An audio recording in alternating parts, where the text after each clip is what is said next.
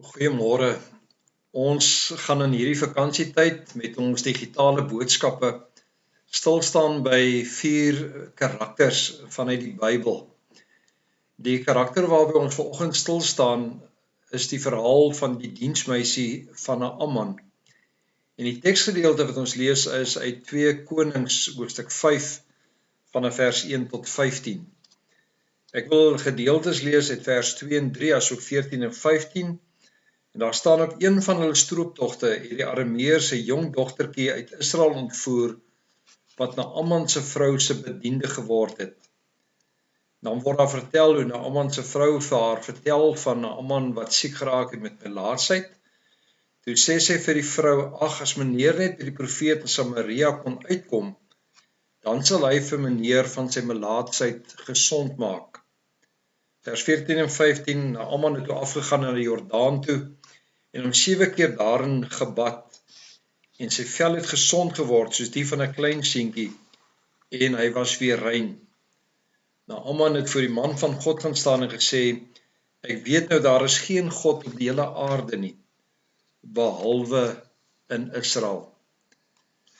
Dan word die verhaal vertel van 'n Italianer, Luigi Tarso, wat eintlik baie armsalig geleef het en wat regtig in armoede eintlik geleef het.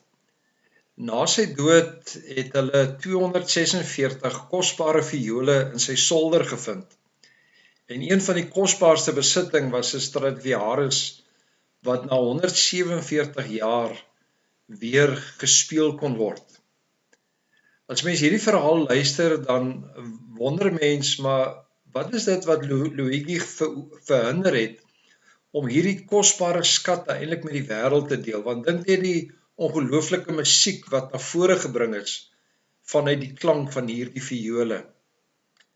Dink ons as Christene kan dieselfde vraag dikwels gevra word. Waarom is dit dat ons dikwels so Christus vir onsself hou en eintlik die vermoë verleer het om te getuig en te vertel oor dit wat God in ons lewe kom doen?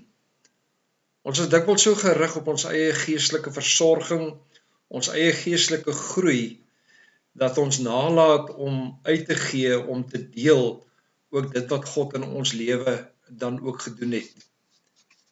Die verhaal wat ons vanoggend gelees het, vertel van 'n jong diensmeisie wat in Naaman se diens was, en wat ten spyte van haar moeilike omstandighede getuig het oor die Here en oor God wat genesing kan bring in Naaman se lewe. Oor hierdie jong diensmeisie weet ons nie veel nie, behalwe dat die Bybel vir ons sê dat sy deur die Arameërs vanuit Israel ontvoer is op 'n baie jong tyd. Ons weet nie eens wat is haar naam nie. Ons aanvaar dat sy redelik van kleins af eintlik die woord van die Here moes gehoor het en geken het, omdat sy ook vir haar eienares kon vertel het van Elia en dit wat hy dan ook, Elisa dan, wat hy gedoen het in Samaria. Ons weet dat Naaman 'n baie invloedryke man was, 'n belangrike man in die leer van die koning van Aram. Op 'n dag het hy melaats geword. Nou iemand wat melaats was, is natuurlik 'n uitgeworpene. Hulle moes dikwels buitekant die stad gaan bly omdat hulle geglo dit is 'n baie aansteeklike en 'n gevaarlike siekte. Ons kan eintlik net dink die ontsteltenis van Naaman se vrou as sy vir hierdie diensmeisie vertel van Naaman se siekte. En wanneer sy hierdie woorde hoor, is dit dat sy daarop reageer om eintlik vir haar na Elisa in Samaria te verwys. Skrifverklaarders sê dat sy in die omgewing van 15 jaar kon gewees het toe hierdie verhaal hom afgespeel het. En dan tref dit 'n mens dat sy, nadat sy alles verloor het, nadat sy ontvoer is vanuit haar eie land, weg van haar mense, haar familie, dat sy nie verbitterd was nie, maar dat sy vanuit haar omstandighede 'n getuie vir die Here kon wees en dat sy kon vertel het van dit wat God doen, ook deur Elisa. Naaman se vrou was aangegryp deur haar getuienis sy het dit van Naaman vertel en die koning van Aram het dan nou ook toestemming verleen dat hy Samaria toe kan gaan. Die Bybel sê dat hy na die koning van Samaria gegaan het, dat die koning ontstel was omdat hy hierdie man nie kon help nie, dat hy sy klere geskeur het. En toe Elisa hiervan hoor, het hy vir hom eintlik die opdrag gegee om te sê dat hy na hom toe moet kom, omdat hy in diens van God was. En wanneer hy by Elisa se huis kom, is dit dat Elisa se slaaf na buite toe kom en vir hom sê dat hy hom 7 keer moet gaan bad, dan ook in die Jordaan.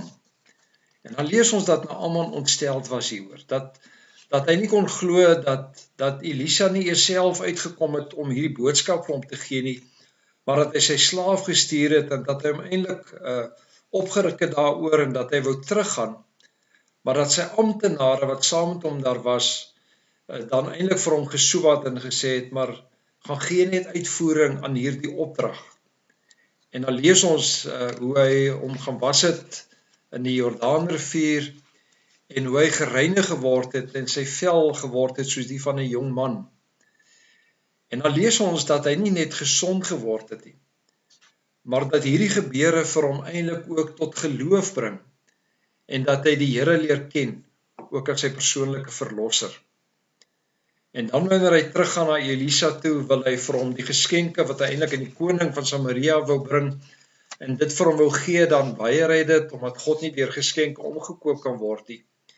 En dan lees hy hoe hy dan toestemming vra dat hy grond met hom mag saamneem, sodat hy offers kan bring aan die God van Israel. En daarom hierdie ongelooflike belydenis aan die einde om te sê, waarlik in Israel is daar die ware God.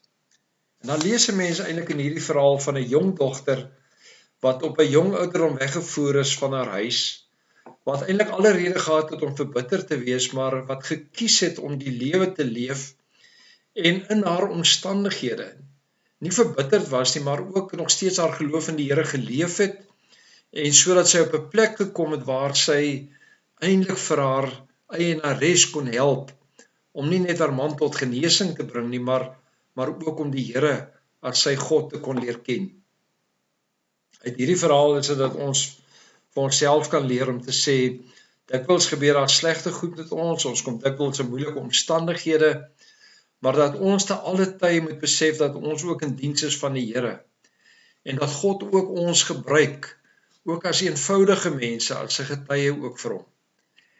Die ongelooflike van hierdie verhaal is ook dat ons aanvaar dat hierdie dogter in haar ouerhuis groot geword het met die Here, groot geword het met getuienis van haar ouers oor wie God is, en dat sy daarin vasgehou het, en soos wat sy opgegroei het, dat sy aan hierdie getuienis van God vasgehou het, en dat dit vir haar nog steeds gedra het elke oomblik in haar lewe. Ek en jy word vanoggend opgeroep om te sê, ek en jy is 'n getuie tot eer van die Here. God gebruik gewone mense soos ek en jy, baie keer deur 'n eenvoudige woord, 'n kort getuienis oor wie God is, oor sy almag, wat dikwels mense help om in verhouding ook met God te kan wees. En mag die Here ons gebruik, ook in ons getuienis na buite. Kom ons bid saam. Here, mag U vir ons seën, mag U ons gebruik in diens van U en U koninkryk. Amen.